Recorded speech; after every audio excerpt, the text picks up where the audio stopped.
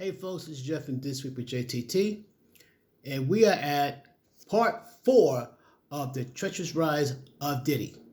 So, without any further ado, let's go along for the ride, because it's going to be a rough ride.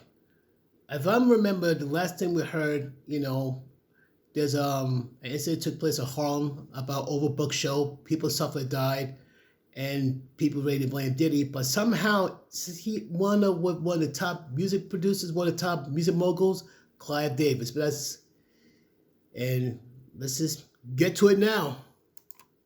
Diddy was fired from Uptown Records in mid-1993, but the City College stampede occurred at the very end of 1991. But in between these two events, throughout the course of 1992, Diddy would have the most successful year of his career up to that point. Diddy was also beginning to forge lasting relationships with other people in high positions throughout the music industry. In particular, he would get very close with Russell Simmons throughout this point in time. Diddy was also continuing to work very closely with artists in the studio and got the reputation. Okay, Russell Simmons is another name. You got to keep that in mind. Another big name he had in his back pocket. Next. For having the magic touch. Every single project that Diddy would put his hands on would end up becoming successful to a certain degree. However, a lot of the executives at Uptown were getting really tired of Diddy's shit. He rarely listened and never did what they told him to do, or would do it a different way than the way that they told him to do. Diddy would do it his way. There's no team effort. There's no team. As the saying goes, there's no I in team. But only for Diddy is win. But it's supposed to be a team effort for Uptown Records, but Diddy always want to do it his way and no other way. Diddy was a constant source of confrontation with all of his superiors at Uptown Records. Time and time again, Andre Harrell would jump in and defend Diddy whenever he could. It seemed like Andre Harrell genuinely cared about Diddy, which makes what Diddy was doing in secret throughout this entire time period extremely up. Even at this young of an age, in his early 20s, he had already become the master of deception and a master manipulator. Then in the summer of 1990... Even back then. You think that changed over the years? Nope. We already know already. That behavior never changes. His connections to the streets would pay off big time. Diddy would be given a mixtape from a Brooklyn drug dealer who was recently released from jail. Not only was Diddy floored by what he heard on this mixtape, but he believed he recognized the voice. Years before, Diddy had seen a teenager rapping in a video music box segment, and for some reason he felt a connection to this person and periodically would wonder whatever happened to that kid.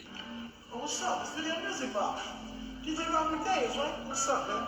Look in the sky and wonder why most MCs alibis won't comply with my style of rhyme or rhyming or rap. It's not a trap. Notorious. Video Music Box was done by his friend Ralph McDaniels, so Diddy would reach out to him to try to confirm whether or not these two people were the same person. And they most certainly were. The kid on Video Music Box was the same person from the mixtape. The notorious B.I.G. They pop for you like a kernel. They didn't realize that the beef was eternal.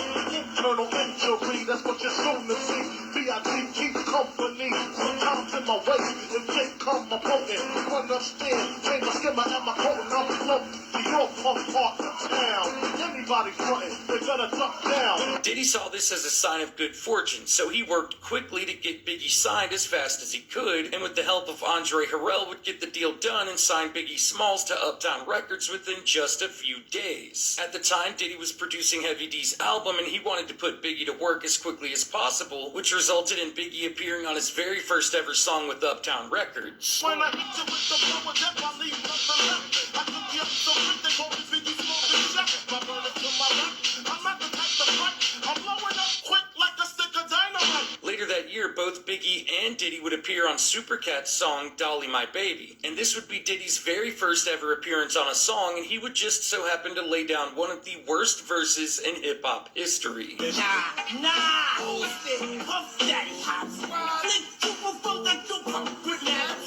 Not too long after, Diddy would produce the soundtrack for the movie Who's the Man, which would heavily feature a lot of up-and-coming artists from Uptown Records, once again including the notorious B.I.G. Meanwhile, all of this newfound success and attention Diddy was getting was starting to go to his head. It caused his arrogance to rise to an entirely new level, and only served to create more tension between Diddy and the executives at Uptown Records. Not only that, but Diddy's attitude following the City College stampede rubbed a lot of his peers at Uptown the wrong way. Diddy's inability to accept any responsibility for what happened or show any remorse for the victims resulted in him being alienated by the majority of his peers at the label. Even though Diddy had just had an incredible year and was achieving compound success at every turn, the decision was made by the executives at Uptown Records to terminate Diddy's contract and position as vice president at the label. And there basically became a liability. It's kind of weird though.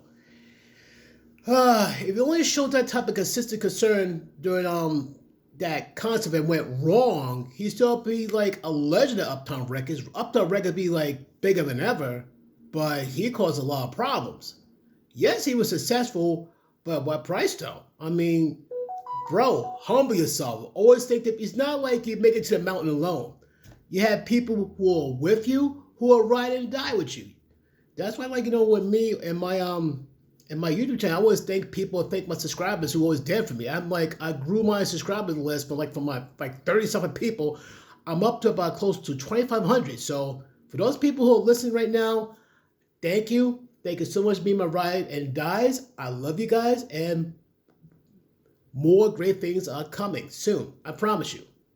But back to the rise of Diddy. there was absolutely nothing Andre Harrell could do about it. Diddy's termination from Uptown Records appeared to greatly affect him at first. He hated losing more than anything, and he had just very publicly lost in an extremely embarrassing way. Not only that, but his enemies in high positions at Uptown Records had begun talking about him negatively to other executives in high positions at other labels in a Translation, you gonna get blackballed. That's bad. attempts to make sure he couldn't get a job anywhere else. These executives labeled Diddy as being not just hard to work with, but impossible to work with. And that's one of the worst distinctions you can have in the entertainment industry. It genuinely appeared that Diddy was finished in the music industry, but he had an ace up his sleeve. Diddy had recently been spending a lot of quality time with Andre Harrell's mentor, Clive Davis. And when I say the two of them were spending quality time together, I mean they were spending quality time together. Clive Davis was an extremely powerful individual in the music industry. He was the president and founder of Arista Records. Everybody thought Diddy was done for good, but they were all of them deceived. The Dark Lord Diddy had forged in secret a master label, and into this label he poured his cruelty, malice, and will to dominate all artists in the music industry. One label to rule them all. One label to find them. One label to bring them all. In the darkness, fight them. Diddy was... You see that why it ended? It's almost as like, Clive Davis, Palpatine, and Diddy's like Anakin, except Anakin was a good person in the beginning. He has a lot of fear in his heart. Diddy was like a very evil version of Anakin, and he became even worse. I don't know what is scary than Darth Vader. Now, Darth Vader is like the ultimate Sith Lord. The only thing that's scary for him is what's the name of that Sith with the horns for his head? Yeah, you know what I'm talking about. Maul. Thank you. The only thing I think of, he's scarier than Darth Maul, as Darth Maul is like the most terrifying Sith Lord you can find. But all of a sudden, Diddy made it and spent a lot of quality time with Clive Davis. Gee, I don't want to think about what type of quality time Diddy spent with him. I don't want to think about it. No, thank you. No. We already got the message, and it's not good. And now he uses, and in fact, he's pouring his malice, his cruelty. Scary, man. But folks, I think that this explains a lot of things about Diddy. Like Jaguar was saying, people think how Diddy rose to the power. Well, right now, no offense to Jaguar Wright, he said a lot of things that explains how Diddy rose to the power. she may say like he spent time with Clive Davis. This here more explicitly explains how exactly he got to that power. He became successful, but he made the right connections with the right people. But when he got Clive Davis, he found his Palpatine.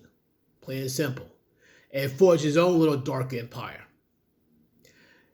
But folks, what are your thoughts on this? What's your thoughts and opinions? Please leave them in the comments down below. Peace.